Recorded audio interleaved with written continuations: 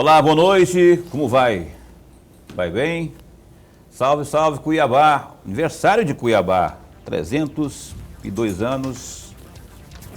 Ô Lorenberg, meu caríssimo professor, historiador, que sabe tudo, tem vários livros lançados. Eu vou pegar um boa noite seu, porque hoje é um dia maravilhoso para quem é cuiabano ou não, né? Cuiabano de Chapecruz ou não. Hoje a gente celebra o aniversário de número 302 de Cuiabá e eu que não sou cuiabano tenho um amor imensurável por essa terra e hoje estou aqui trabalhando porque é de trabalho que a gente toca a vida, né? Que a gente garante a vida e graças a Cuiabá a gente está aqui trabalhando e para esse povo de Cuiabá. Queria já pegar aqui um boa noite especial seu, especialmente nessa data.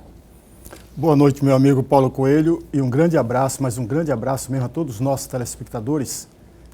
A razão maior do nosso programa, eu não tenho dúvida nenhuma que é uma data, infelizmente, ela vem no período do ano pandêmico.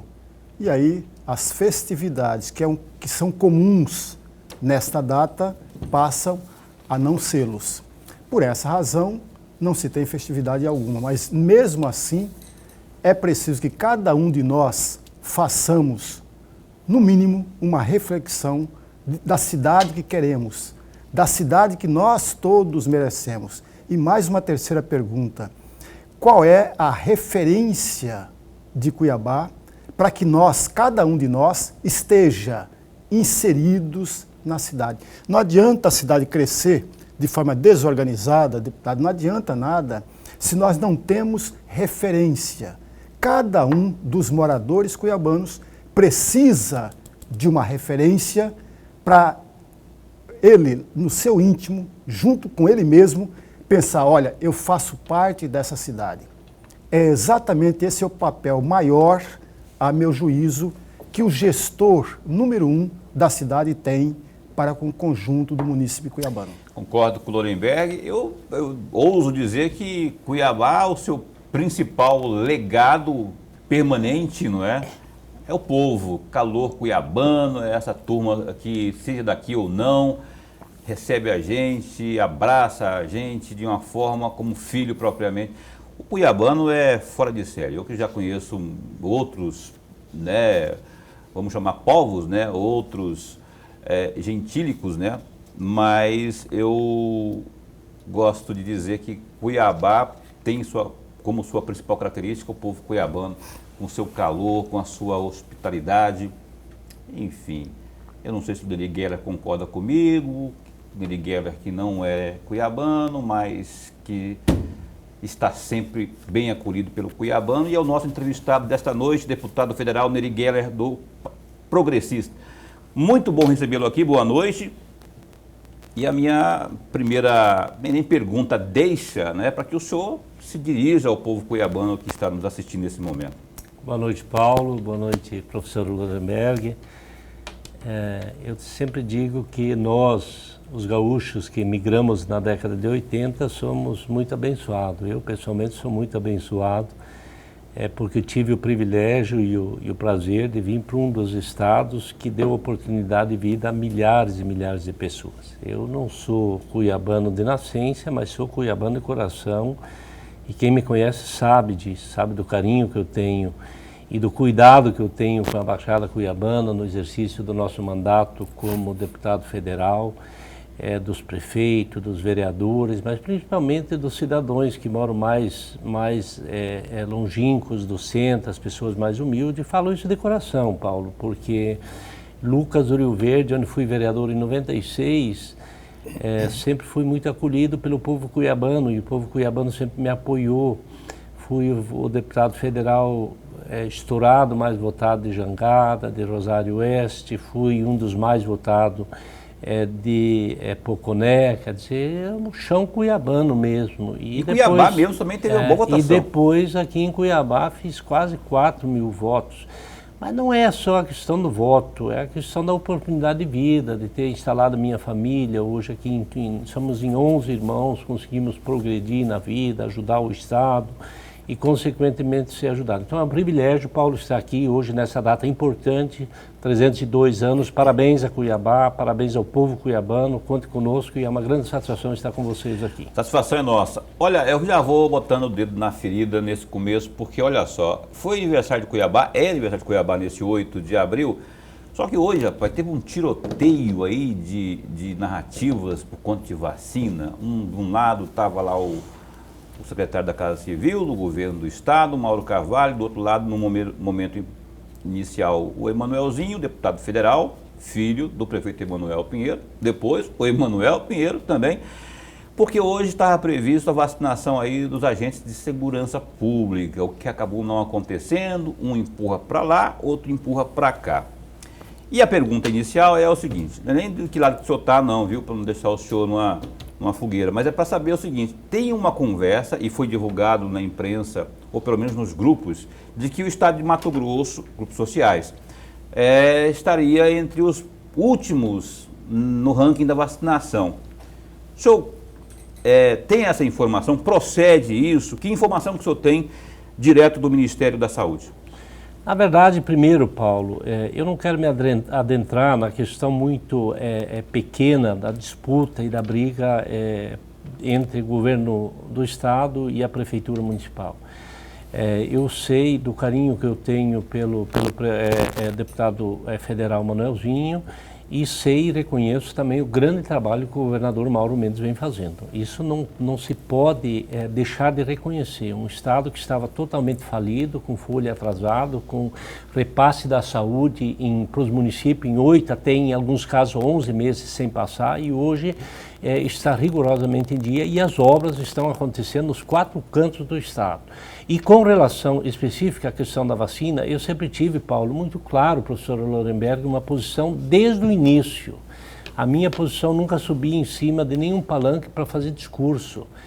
O que nós precisamos efetivamente fazer é cuidar do distanciamento social, cuidar da saúde e cuidar também da economia. Tanto que eu fui um dos parlamentares que logo no início me destaquei junto com a Frente Parlamentar da Agropecuária, porque precisava ter o equilíbrio, porque no início da pandemia nós estávamos em plena safra e tinha sim uma preocupação em fechar portos, terminais rodoferroviários como Rondonópolis, transporte interestadual com a possibilidade de separado. E aí a pergunta que nós colocamos à época, eu, Alceu Moreira e a Frente Parlamentar se movimentou, como é que nós vamos fechar o transporte interestadual e deixar de vir insumos para as grandes indústrias de proteína animal, de carne, por exemplo. Em menos de 15 dias nós iríamos completamente desabastecer o país. Como é que nós iríamos fechar um porto, por exemplo, de Paranaguá e de Santos, quando nós tínhamos bilhões e bilhões de commodities vendidos para o mercado internacional, e isso fechar 15 dias ia quebrar todos o elo da cadeia produtiva do país. Então precisava-se ter uma posição conciliadora para que a gente pudesse manter minimamente as coisas funcionando. Só que nunca fizemos disso um palanque político. E eu acho que as autoridades precisam ter essa consciência. O presidente Bolsonaro, o governador João Dória, precisam descer do palanque e nós precisamos entender que só tem uma saída para resolver a questão da pandemia. É imunizar a população brasileira. É isso que nós precisamos fazer. E todas as nossas votações, todas as minhas posições foram muito claras e muito firmes nessa linha. Eu não discuti com nenhum parlamentar ideologicamente esse assunto. Esse assunto tem que ser tratado tecnicamente, ele não pode ser ideologicamente e nem politicamente, ele precisa ser tecnicamente.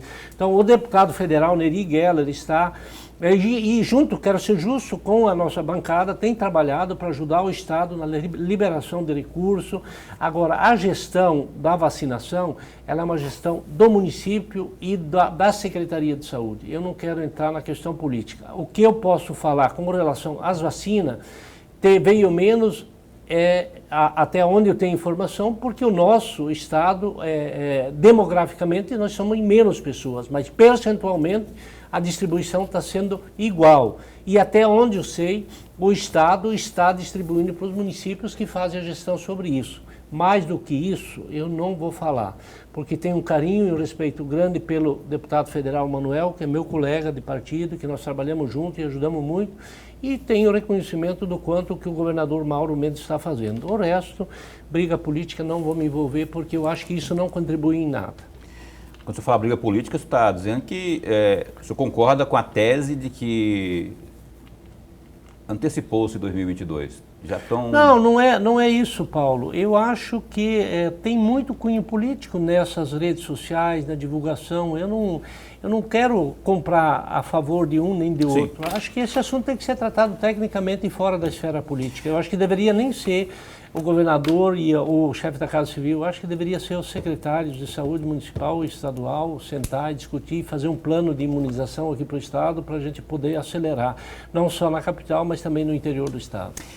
Antes de passar para o Glorenberg aqui, eu fiz o convite aqui para que esteja conosco aqui, falando sobre justamente essa questão da vacinação aí, tanto para a secretária do município de Cuiabá, secretária de Saúde, a Ozenira. Falei com o prefeito também, o prefeito disse, não, ela vai. Agora tem que saber se ela vai poder vir também, que estou esperando a resposta da secretária Ozenira. Fiz o convite também para o secretário-chefe da Casa Civil, que é o Mauro Carvalho, para que esteja conosco também aqui na segunda-feira. Até abrir a sessão para amanhã. Amanhã é sexta. Amanhã a gente vai ter aqui a entrevista com o Alan Porto, que é o secretário de Educação. Eu até pedi, se o senhor puder, se eu quiser, a gente antecipa para amanhã e eu converso com o Alan Porto, a gente adia dele para segunda. E nem sexta, nem segunda e nem terça o Mauro Carvalho quis vir. Já a Ozenira, segundo o Manuel Pinheiro, vem na segunda, então a gente aguarda. O espaço está aberto para todos, porque a gente quer mesmo levar informação especificamente técnica, essa que falou aqui o digníssimo Neri Geller. Agora sim, Glorenberg, perdão por ter me alongado aqui, mas esteja à vontade. Deputado, antes de mais nada, a nossa alegria. É alegria mesmo. Sempre que o senhor venha a um programa, não apenas o nosso, mas todos os programas de entrevista, o telespectador, o ouvinte, ganha e ganha muito com a presença do senhor. Eu vou aproveitar uma palavra que o senhor mencionou na resposta, falando de vacina. Deputado, todos nós sabemos, e o senhor sabe melhor do que todos nós aqui, que ontem a Câmara Federal aprovou o projeto 948, que permite à iniciativa privada, às empresas, adquirirem vacinas para vacinarem os seus empregados. Esse mesmo texto base que foi aprovado pela Câmara Federal também obriga, ou determina, melhor dizendo, determina que as empresas doem para o SUS a mesma quantidade de vacinas destinadas aos seus empregados. Eu tenho 4 perguntinhas para fazer a respeito disso, deputado, mas muito rapidamente. A primeira delas, como que votou o senhor? Que votou o senhor? Eu votei, professor Lorenberg, 100% a favor, votei a favor, inclusive a relatora é a Celina Leão, que é do meu partido, todo o partido se envolveu, segui uma orientação partidária, tinha algumas divergências, eu votei a favor e acho que tudo que contribui para trazer o envolvimento da iniciativa privada nessa questão da pandemia, desde que seja de forma organizada, é bem-vindo. Muitas vezes esse recurso ele pode ser melhor aplicado, mais rápido aplicado, porque tem algumas opções de fazer com que os insumos cheguem com mais rapidez se através da iniciativa privada. Então votei a favor e é muito positivo, porque acaba envolvendo também a iniciativa privada e a sociedade. Eu iria fazer uma segunda pergunta, qual é a vantagem da iniciativa privada fazer compra dessas vacinas, mas o senhor já respondeu a esta pergunta, então eu passo para a terceira pergunta. O senhor considera esse projeto essencial, imprescindível para o país? Ele é benéfico, Acho que essa questão de você trazer iniciativa privada para dentro, ele vai acabar ajudando para criar algumas resistências e alguns confrontos políticos, como a gente vê que está acontecendo. Então a iniciativa privada entrando, pacificando e comprando as vacinas, ela vai ter, tem alguns empresários que têm mais facilidade, por exemplo, ir na China comprar os insumos. Tem outros que têm mais facilidade para comprar, inclusive na União Soviética, na Rússia, que tem a Sputnik, que está abrindo espaço para vir para cá. Então, é importante que essas lideranças, do ponto de vista macro, entram para dentro, economicamente falando. Entram para dentro e ajudam o governo a resolver, porque esse é um problema de todos nós. E uma última questão a respeito disso ainda, deputado. O Ministério Público Federal, evidentemente, entrou com uma representação no Tribunal de Contas da União para que o Tribunal de Contas da União monitorasse todas as compras da iniciativa privada. O senhor, como parlamentar, o senhor é a favor desse monitoramento e aí acrescentando mais um outro item. Como que vai fazer esta fiscalização? Professor Lorenberg, primeiro o carinho que eu tenho pelo senhor, a sua trajetória, Alfredo, você tem algumas pessoas aqui que realmente acabam por orientando a gente e nos ajudando a tomar muitas decisões políticas. Com relação a essa questão do TCU acompanhar, eu sou totalmente, quanto mais transparente, melhor. Agora, não pode entrar para atrapalhar. É um momento e eu quero aqui externar todo o meu respeito pelo Ministério Público Federal, pelo Ministério Público Estadual, pelos órgãos de controle. Agora, tudo quando a mão é muito pesada, acaba atrapalhando. Ela não pode trazer burocracia em função da fiscalização e acaba atrapalhando ou travando, às vezes, as compras. Então, mas precisa é o caso? sim...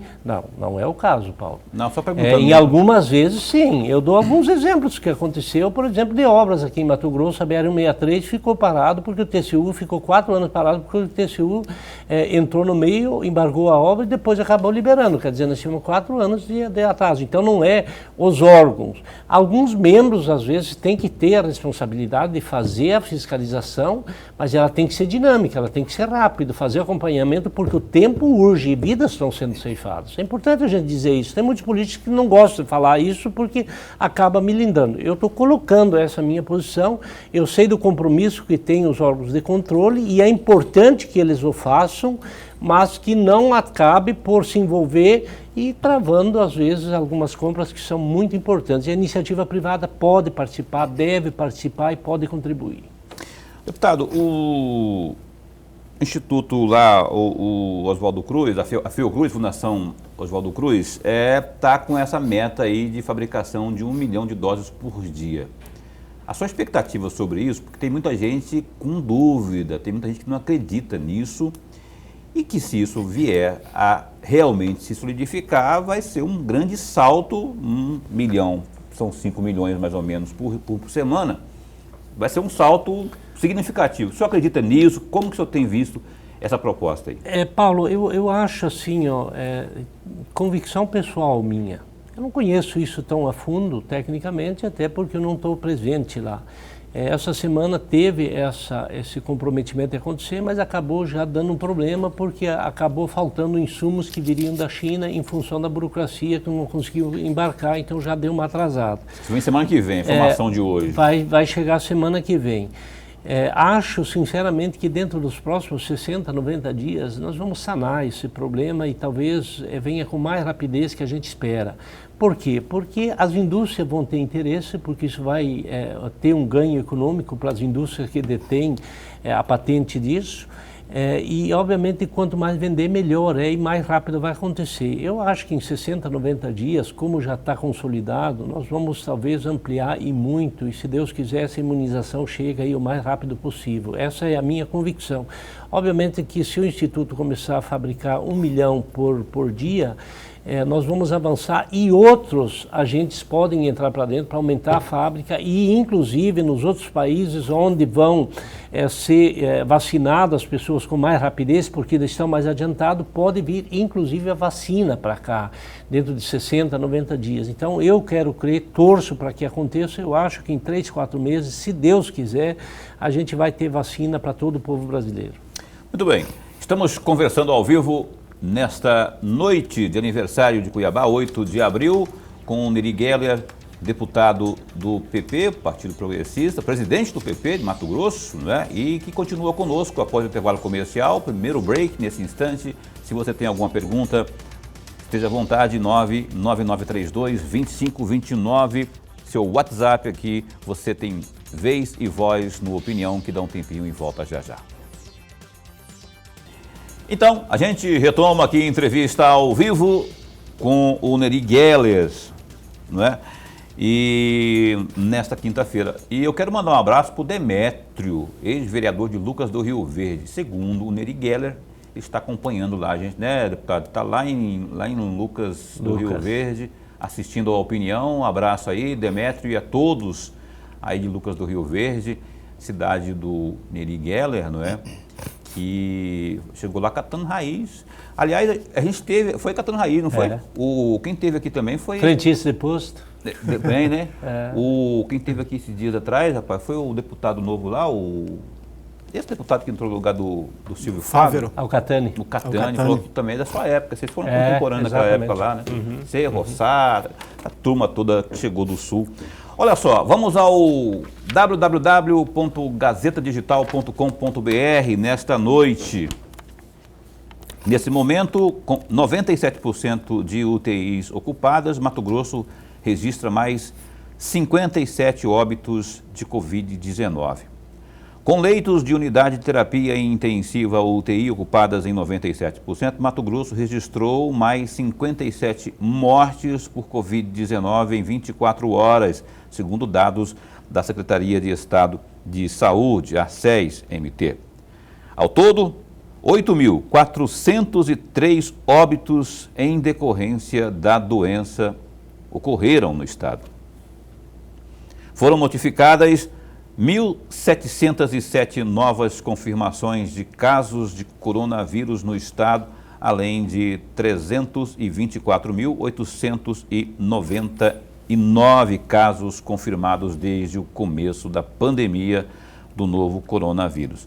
Entre os casos confirmados, suspeitos e descartados para a Covid-19, há 519 internações em UTIs públicas, 504 em enfermarias públicas, isto é, a taxa de ocupação está em 97,56% para UTIs, no caso UTIs adulto, e 58% para as enfermarias adulto. Está aí no www.gazetadigital.com.br. Voltando aqui com o Nery Geller, eu quero trocar um pouco de assunto. Falamos de vacina, não que a gente não possa voltar sobre isso, né, falar sobre isso no programa. Deputado, eu tenho cá em minhas mãos aqui, essa moça aqui chamada Constituição Federal. Eu estava olhando aqui, rapaz, e aí hoje à tarde, no finalzinho da tarde, eu vi uma decisão aí do digníssimo Supremo Tribunal Federal, que formou maioria pela proibição dos cultos e missas no Brasil em função da pandemia, não é? Contrariando o artigo 5º da Constituição Federal. Não quero que o senhor afronte o Supremo, mas eu queria uma avaliação de cidadão e também de parlamentar disso, não é, que estamos vivendo aí. Mais uma vez, tem um artigo daqui sendo, se for levar ao pé da letra, desrespeitado. Eu queria que o senhor avaliasse isso, porque temos uma pandemia? Temos a coletividade? Temos, mas temos os direitos individuais que estão contidos aqui na CF, Constituição Federal. O que o senhor pensa sobre isso aí? Na verdade, eu já falei no início da nossa fala aqui a minha posição com relação a isso, a posição pessoal. Acho que o Brasil precisa continuar, a sociedade tem que continuar vivendo, não tem como. E essa é a minha posição, inclusive com o governador, que eu sou aliado. Eu tive uma posição do projeto dele e eu me posicionei contra fechamento de comércio, contra fechamento de toda a atividade econômica e fechamento, inclusive, de igrejas. Eu não estou falando isso agora. Isso é a minha posição desde o começo. É que no começo aqui da fala, o senhor não falou de culto. Não falei especificamente. E a pergunta eu acho que ela é oportuna, porque ela trata da questão da Constituição Federal.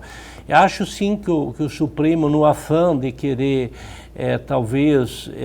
ajudar, e a preocupação, e ela é também compreensível, Paulo, Porque, afinal, são vidas que estão sendo levadas, são muitas vidas e realmente a pandemia está fora do controle no país. Isso tem que ser reconhecido, é verdade isso. Então, todo o distanciamento social, todo o cuidado, ele é importante, mas nesse caso, eu acho que não deveria se acontecer. Eu acho que sim, ter limites de distanciamento nas igrejas, mas tem que estar funcionando sim, assim como eu sou a favor também das escolas públicas estarem funcionando. Acho que deveriam funcionar sim.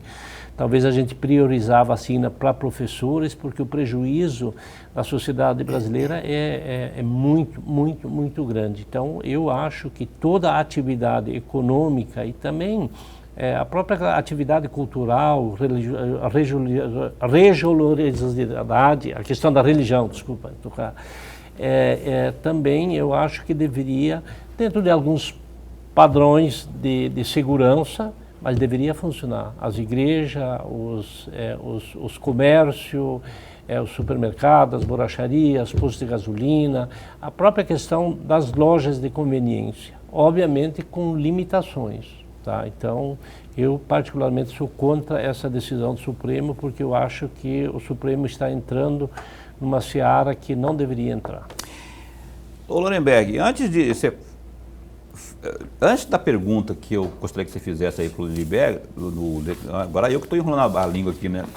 Neri Geller, ele enrolou com a religiosidade, eu chamo ele de Berger já. Neri Geller. Uma pincelada sua sobre essa posição aí do Supremo Tribunal Federal, só para dizer que foram 9-2, além do relator, do voto do Cássio Nunes, que é o novato, chamado novato lá, não é? O Dias Toffoli também votou a favor aí dos cultos e missas, mas os outros 9 votaram contrários. Uma pinceladinha aí, depois já emendo na sua pergunta aqui para o jovem Neri Geller. Deputado, obrigado pelo jovem. O Paulo é um grande jornalista, ele está querendo provocar nós dois. Não, mas é bem simples, amigo. Contrariamente ao que dizem muitas pessoas, o Supremo Tribunal Federal não mandou fechar os templos. Ao contrário, ele manteve uma decisão anterior do ano que passou com a decisão dos governadores e dos prefeitos. Foi isso que decidiu o Supremo Tribunal Federal por 9-2. Um outro ponto que é preciso a gente também registrar sempre aqui, no período que nós estamos vivendo de pandemia, sobressai o direito da coletividade. O direito individual é importante? Mas no período que vivemos, o direito da coletividade sobrepõe-se ao meu direito individual. E isso tem que ficar muito claro. Terceiro item, veja, amigos, e aí é uma observação muito rápida. Nosso Estado é laico. Não tem sentido o Supremo Tribunal Federal debruçar-se sobre algo da igreja, porque o nosso Estado brasileiro é laico. Por essa razão, não deveria ser tema do Supremo Tribunal. Fechando parênteses, vamos entrar num outro item. Eu aprendi, quando eu fui coroinha, Paulo, eu fui coroinha quando criança. Você foi coroinha, rapaz, olha só. Eu fui coroinha quando criança, eu aprendi naquela época que igreja é a reunião de fiéis. Essa reunião de fiéis pode se dar na praça, na minha casa, num salão, não apenas no templo. Em razão disso, no período que estamos vivendo, é inadmissível que tenhamos cultos, que tenhamos missa nos templos, porque ele também é um espaço propagador do vírus.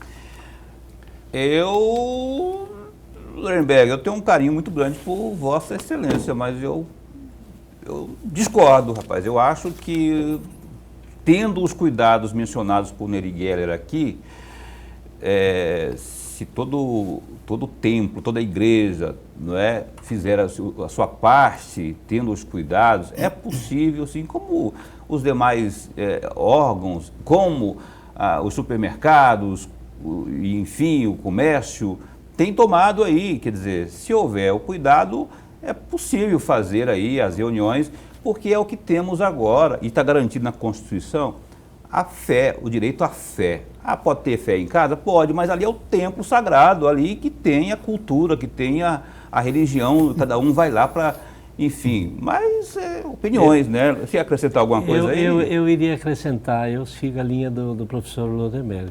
Vai mudar de opinião agora, deputado?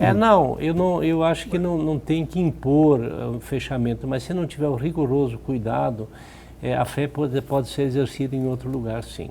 Tem que reconhecer isso, realmente é uma atividade econômica, tem que andar, a fé tem que manter, mas exercer a fé, ela também não necessariamente tem que ser em templo. Se não tiver o cuidado rigoroso, é melhor a gente manter o cuidado e se não for dentro de uma conjuntura que realmente tenha a preservação da coletividade, eu acho que o Supremo não está errado. Enfim, tá aí, a discussão é essa e qual que é a sua opinião? O que você pensa? Você pode opinar aqui e mandar seu WhatsApp para o programa Opinião, que está ao vivo nesta noite de aniversário da cidade de Cuiabá. Professor Lodenberg, por favor. Mas, deputado, o senhor viu a importância da democracia do Paulo aqui, né? Sem dúvida, ele provocou uma discussão e deu uma boa discussão. Sem dúvida. Isso é um grande jornalista. Obrigado pela... Mas, deputado, eu vou voltar numa frase que o senhor falou no primeiro bloco a respeito da Frente Parlamentar Agropecuária.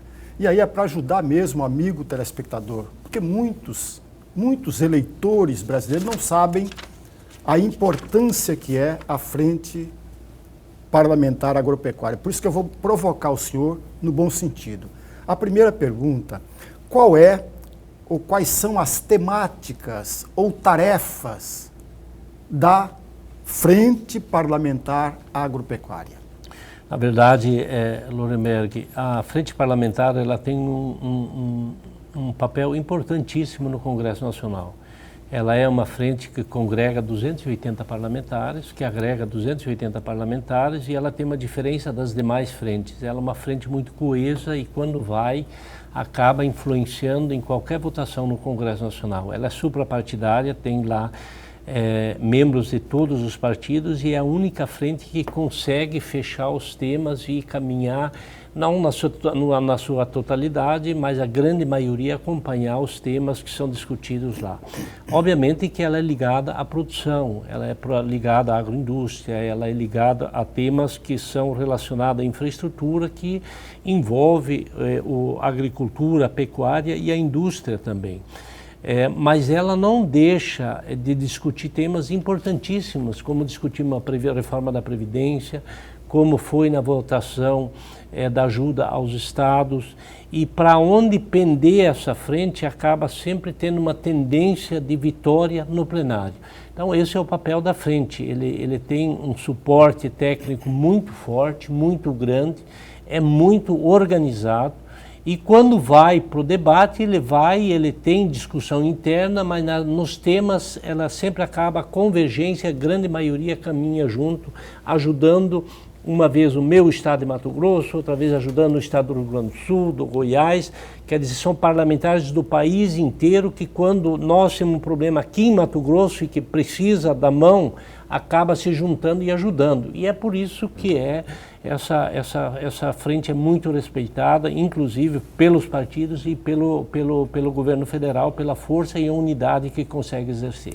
E aí mais uma segunda questão, é uma provocação mesmo, deputado, aproveitando a sabedoria do senhor e a experiência política que o senhor tem, é exatamente esse ponto. Vamos imaginar, hipoteticamente, deputado, que na Câmara Federal tem um projeto importante, mas o seu partido, o PP, em assembleia com os integrantes do PP, decidiram votar contrário ao projeto. O senhor parece-me que é vice-presidente da frente, né? E a frente parlamentar está querendo aprovar esse mesmo projeto. Qual seria o posicionamento do deputado Nerigueli, integrante do PP, neste projeto? Professor Lodenberg, o senhor acompanha a minha caminhada no Congresso Nacional e a minha atuação na esfera política e as minhas posições, eu voto elas conforme minha convicção.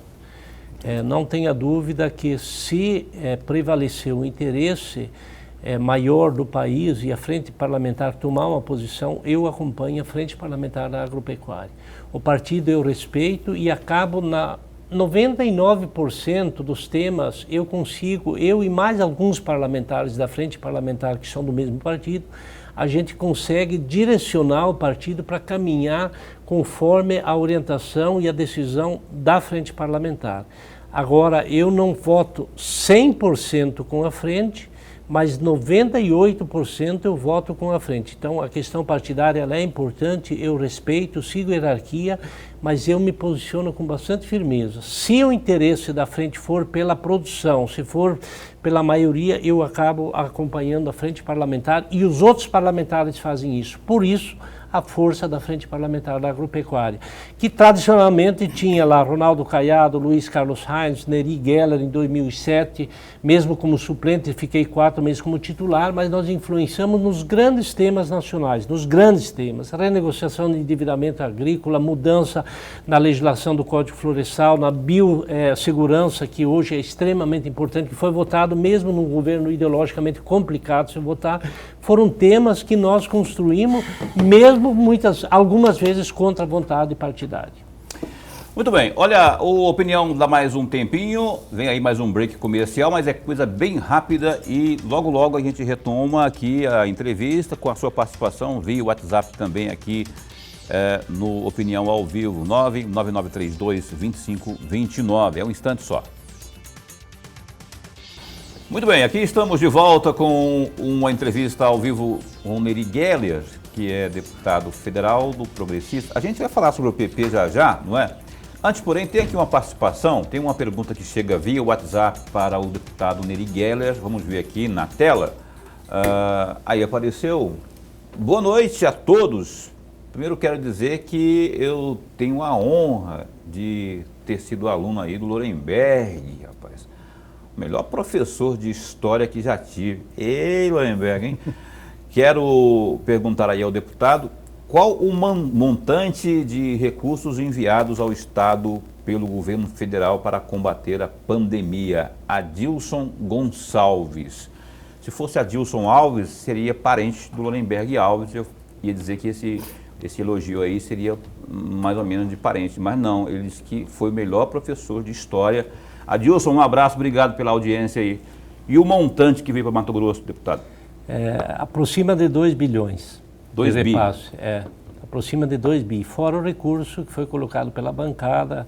Com esse eu não tenho o valor total, mas ele deve se aproximar passar um pouco de 2 bilhões de reais, se envolver a questão da bancada. E aí é importante a gente reconhecer a emenda do senador Carlos Fávaro, que acabou contribuindo muito para que Mato Grosso fosse mais contemplado, porque ele mudou a base de cálculo, passando aí para uma parte ser 25% o cálculo ser pelas exportações, que acabou aumentando em muito o recurso. Então foi um recurso bastante expressivo. Professor. Antes de mais nada, eu quero agradecer as palavras generosas do Adilson Gonçalves, que é um grande jornalista. Deputado, eu vou aproveitar uma frase que o senhor acabou de falar agora há pouco das emendas. E tem uma pergunta que é muito comum eu ouvir, as pessoas me param para perguntar a respeito de emendas. E aí eu vou aproveitar o senhor que conhece muito mais do que eu a respeito disso. A emenda parlamentar, a emenda individual e a emenda de bancada. Qual que é o valor que cabe para cada parlamentar e quando que o parlamentar pode propor essa emenda? Lorenberg, as emendas elas são votadas no orçamento, portanto no final do ano. Esse ano excepcionalmente ficou para fevereiro e ainda não fechou, não foi sancionado o orçamento, mas sancionadas as emendas já foram distribuídas. O valor é desde 6 milhões e 600, aproximado, um pouquinho mais, um pouquinho menos, individual, e a emenda de bancada são 242 milhões de reais, dividida em 15 emendas. Então, os 11 parlamentares direcionam esse recurso através de 15 emendas, chegando próximo a 22, 23 milhões de forma individual. Deputado, voltando a falar da Constituição, eu vou já perguntar, que eu estou querendo perguntar isso para o senhor já faz desde fevereiro. Por que o senhor votou a favor da manutenção da prisão do seu colega parlamentar lá do Rio de Janeiro, Daniel Silveira, sendo que por lei é previsto que vocês têm imunidade, falarem dentro e fora do parlamento o que quiserem. Aí vieram com a história da Lei de Segurança Nacional, aliás, tem uma proposta lá querendo mudar tudo, não é? Mas primeiro que o senhor justificasse o seu voto e o que o senhor pensa desse momento que está havendo, onde os ânimos estão acirrados. Surgiu um elemento novo aí, que é o flagrante constante, permanente, não é? Que veio lá do Supremo também. Quer dizer, essas postagens que você faz aí no seu Facebook, se você ofender hoje e não retirar, ela vai ser permanente, flagrante permanente. Mas eu queria que o senhor explicasse aí o seu voto. Não preciso explicar. Eu votei por convicção. Por convicção. A livre expressão tem que ser para todos, mas o excesso e a segurança nacional, ela tem que ser banida e tem que pôr limite, Paulo. Quer dizer, eu posso incentivar a invadir o Supremo e quebrar tudo, e dar tiro em ministro? Não pode dar tiro em ninguém. A minha posição seria a mesma se alguém incitasse alguém a dar tiro em um gari ou em qualquer pessoa. O Daniel é meu amigo e eu tenho, como colega, respeito por ele. Mas foi um equívoco que cometeu. O Brasil não pode ser uma república de banana, onde se incita a desordem. Eu tenho convicção no que eu votei. Eu não tenho nem... É a mesma coisa que me criticaram no passado recente, porque eu votei para que o COAF ficasse com o Ministério da Economia. Foi no auge do ministro Moro. Ele estava com tudo. Só que eu sabia o que estava acontecendo de bastidor. Estava usando o COAF para perseguir as pessoas. E o lugar do COAF era no Ministério da Economia, porque ele serve para fiscalizar e combater a evasão fiscal, ele serve para organizar a economia, ele tem que ficar lá na Receita. E, eventualmente, sim, quando tiver movimentações atípicas, servir como base de investigação. Era lá que tinha que ficar. Eu me desgastei na época, fui muito criticado, assim como essa questão da prisão do Daniel, Paulo. Eu não preciso da explicação, porque eu votei pela minha consciência e não tenho nenhuma dificuldade de discutir isso. E acho também que a própria... hoje é muito fácil, né, Paulo? É xingar político, criticar político é uma beleza. Agora, eu não tenho medo de fazer esse enfrentamento. Acho sim que tem que ter limites, e esses limites, eles não podem ser extrapolados, mesmo no exercício do seu mandato. Mas a Constituição cada um tem isso, que... deputado. Não. Incitar a desordem não garante, sim. Não. É bagunçar e ameaçar pessoas não garante, não. Então, eu votei. E outra coisa, o plenário é soberano. O plenário é soberano. O parlamentar tem que votar com a sua consciência. Eu sei que aqui em Mato Grosso eu fui muito criticado por isso. Mas eu votei conforme a minha consciência e votei a favor do Brasil. É soberano, mas ele é superior à Constituição Federal? Não, ele não é superior. Pode mudar, lógico não que pode é. o Congresso, ele né? Pode o Congresso, mas onde que nós votamos? Foi no plenário da Câmara. Não, foi no plenário formatando da Câmara. uma nova lei, por exemplo. O Congresso Nacional tem, inclusive, a autonomia de fazer a mudança na Constituição. A mudança da Constituição. Nesse caso, eu não votei contra a Constituição. Eu votei porque teve excesso, sim, que mesmo no exercício do mandato não pode ser cometido. Essa é a minha convicção. Tá, o corretivo, só para encerrar aqui a minha pergunta, com todo respeito, viu? Quando eu falei para o senhor se explicar, não é dar satisfação, é só para o senhor argumentar a respeito, não para não ficar aquela coisa, tá me prendendo na parede aqui. Eu quero só, assim, não seria mais fácil o corretivo ocorrer de forma interna, lá no Conselho de Ética, caçar o mandato dele, por exemplo, se fosse o caso, se a maioria entendesse isso, do que votar para manutenção da prisão de um parlamentar? Quer dizer, a impressão que ficou, daí as críticas que eu imagino que o senhor recebeu, foi pelo crime de pensamento, de opinião. Paulo, é só para se ter uma ideia, Cássio Cunha, que foi o ministro indicado pelo presidente Bolsonaro, votou pela manutenção, pela prisão do Daniel. Houve excesso, sim, e nós temos as instituições que têm que ser respeitadas. Foi uma decisão do Supremo, se estiver equivocada, tem que se mudar lá. Mas a forma, o regime democrático é esse. E o voto lá foram 376 votos, se eu não me engano. Quer dizer, foi a grande maioria. Então, para mim, como parlamentar, foi ruim votar, porque o Daniel é meu amigo. Agora, eu tenho que votar conforme a minha consciência. E Paulo, me desculpe, você como grande e brilhante jornalista, tanto toda vez que você me convida, eu saí de Lucas hoje só para vir do seu programa. Obrigado aqui. pela diferença. Mas esse debate ele tem que ser franco e tem que ser aberto. Quer dizer, se nós começarmos a estimular a desordem e não pôr um freio, daqui a pouco as pessoas estão se matando, as pessoas não têm limite. Mas foi o que foi falado lá, dá tiro em ministro. Ora, tudo tem limite. Então, eu acho que naquele momento eu deveria votar daquela forma, votei, não me arrependo porque votei conforme a minha consciência. E esse debate, realmente, eu agradeço, Paulo, pela pergunta, eu não tenho nenhuma dificuldade de falar sobre o tema. Acho que não devo explicação, porque eu votei conforme a minha consciência. Agora, conversar e falar o porquê de eu votar, isso é tranquilo. Perfeito. E acho até bom para esclarecer para a sociedade. Eu queria perguntar e fiz questão porque eu queria realmente ouvir do senhor. Esse negócio de, ele fez, falou, já está explicado aqui. Eu já vou dizer que eu não concordo em nada, não é, que o Daniel falou, essa forma violenta aí, entendeu? Eu só questiono que isso não poderia ser feito internamente ali, pelo Conselho de Ética, uma rígida enfim, uma punição ali dentro, de forma interna. Olha, tem mais uma participação via WhatsApp aqui para o Neri Geller, alguma pergunta? Bora ver quem é? Vamos lá ver aqui na tela. O meu nome é Eurípides, estou pensando em uma opinião, pergunte ao deputado Neri dos caminhoneiros. Se não seria importante executar aí a vacina nos motoristas de caminhões que transportam aí combustível, alimentação e demais produtos no Brasil inteiro. Vacina contra coronavírus. Como é que é o nome do que perguntou? Telespectador, eu esqueci. Ao meu amigo que põe aqui para mim, por favor. Paulo, é importante essa pergunta. Quem ir para as redes sociais... Eurípides.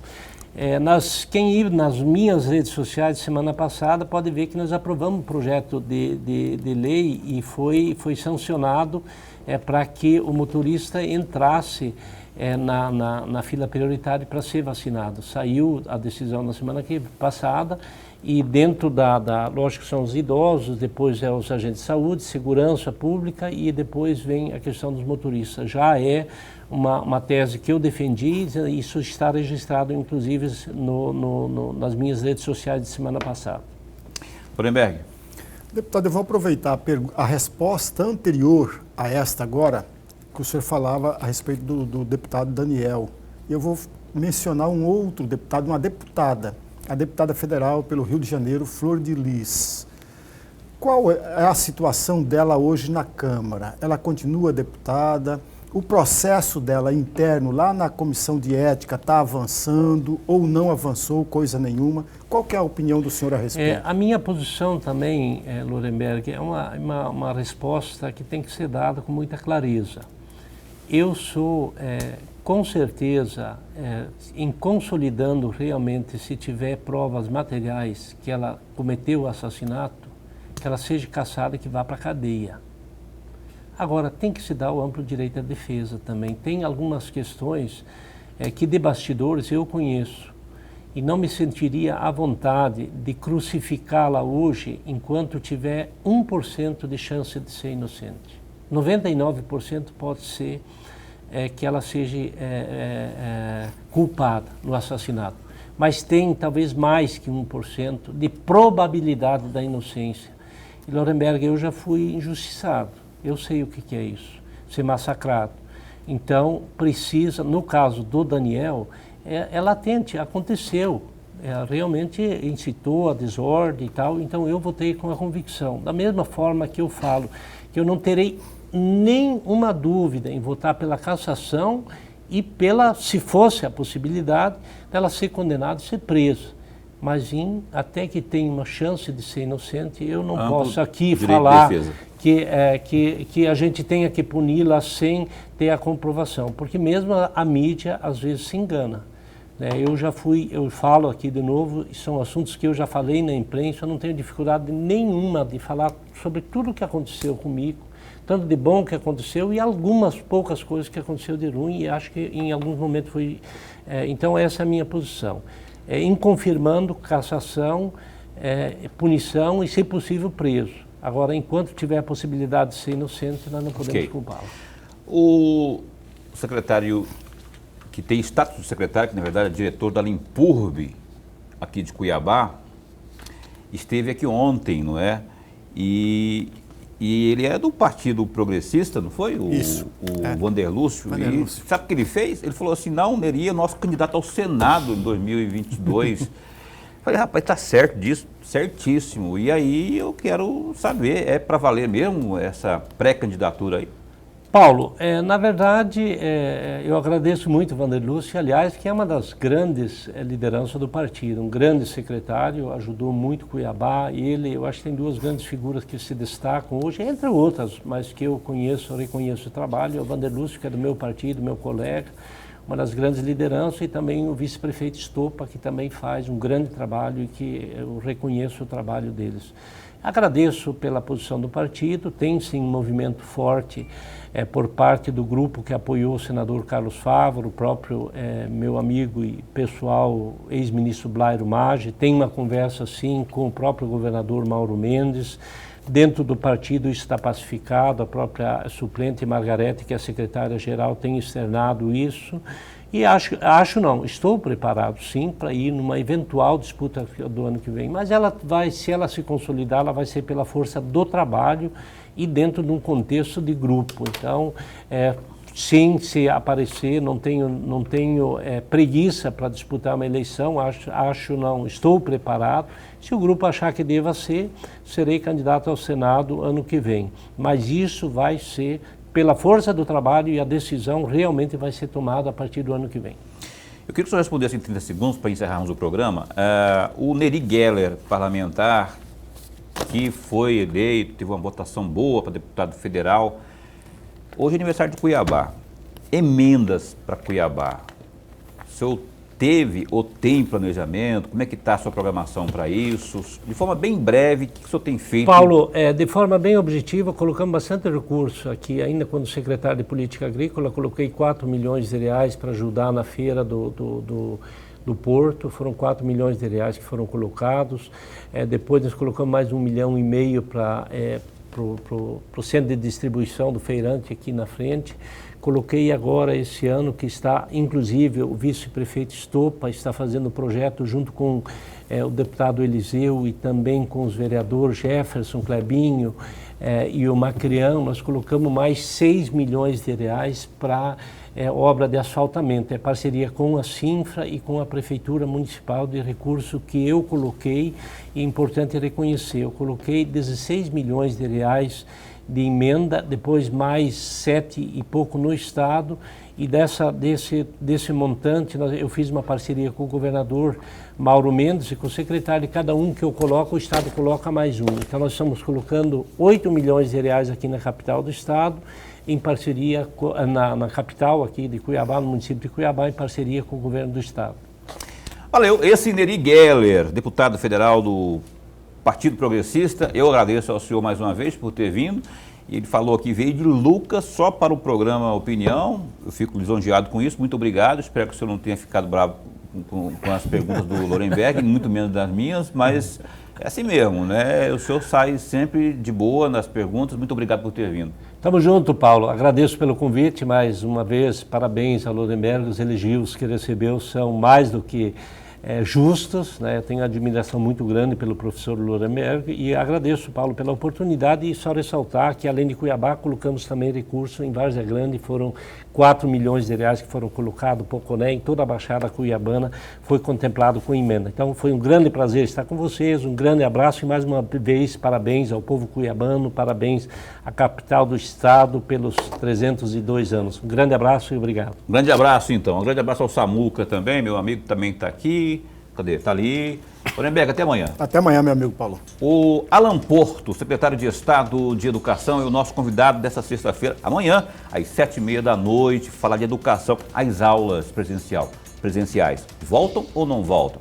Alan Porto responde às 7h30 da noite no Opinião dessa sexta. Fica bem, fica com Deus também.